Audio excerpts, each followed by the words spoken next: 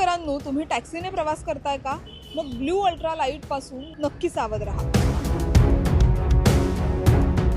मुंबईमध्ये मोठ्या प्रमाणावरती लोक ट्रेन आणि बस याच्यासोबतच प्रवासासाठी टॅक्सीचा सुद्धा वापर करत असतात आणि याच टॅक्सीचा वापर करताना ब्लू अल्ट्रा लाईटच्या सहाय्याने अनेक टॅक्सी चालक हे मुंबईकर प्रवाशांची मोठ्या प्रमाणावरती आर्थिक लूट करत असल्याचं पोलिसांच्या निदर्शनास आलं आणि तसे जे प्रकार आहेत ते मुंबईमध्ये मोठ्या प्रमाणावर घडले।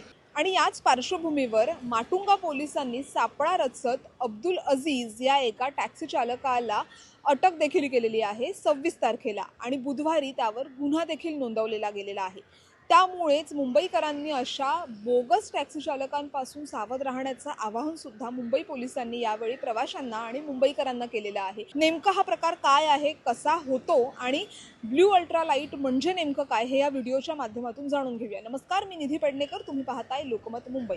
दादर रेल्वे स्थानकाच्या पूर्वेला ज्या प्रवाशांची संख्या असते ती मोठ्या प्रमाणावरती असते। बाहेरगावून येणाऱ्या ज्या मेल एक्सप्रेस असतात त्या दादर पूर्व या रेल्वे स्थानकावरती थांबत असतात आणि तिथूनच मोठ्या प्रमाणावर प्रवासी जे आहेत ते इतर ठिकाणी मुंबईमध्ये जाण्यासाठी टॅक्सीचा पर्याय जो आहे तो निवडतात। कारण या ज्या गाड्या असतात त्या प्रामुख्याने पहाटे 3 ते 4 या सुमारास मोठ्या प्रमाणावरती येत असतात आणि याच वेळेचा आणि प्रवाशांना घरी पोहोचण्यासाठी असलेली जी घाई आहे ती घाई लक्षात घेता अनेक जे टॅक्सी चालक आहेत त्यांच्यासोबत काही खाजगी व्यक्तीसुद्धा आहेत जे एकत्रित टोळीच्या माध्यमातून मुंबईकर प्रवाशांची आर्थिक लूट करतात असं समोर आलेलं आहे।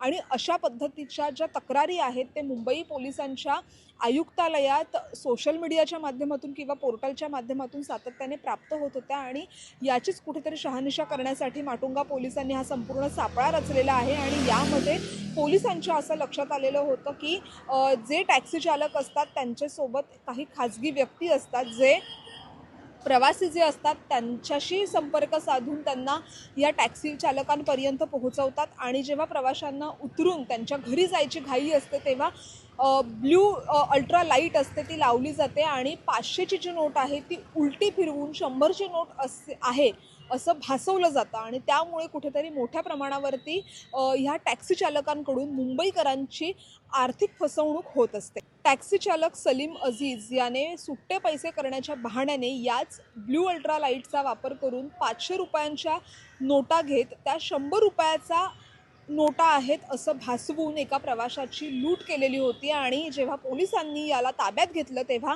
या आरोपीनं याच टॅक्सी चालकानं ही लूट केल्याचं स्वतः कबूल देखील केलं। अशाच एका गुन्ह्याची नोंद दहिसर पोलीस ठाण्याच्या हद्दीत 2022 साली सुद्धा नोंदवण्यात आलेली होती। ती म्हणजे टॅक्सी चालकाने राजेश या एका प्रवाशांकडनं 1500 रुपये घेतलेले होते, 500च्या 3 नोटा घेतलेल्या होत्या। मात्र या ब्लू अल्ट्रा लाईटच्या सहाय्याने ह्या 500च्या नोटा त्याने सीटच्या खाली टाकल्या आणि त्या 500च्या नोटा 100च्या 3 नोटा असल्याचं भासवून प्रवासी राजेश यांची फसवणूक केलेली होती, आर्थिक लूट केलेली होती।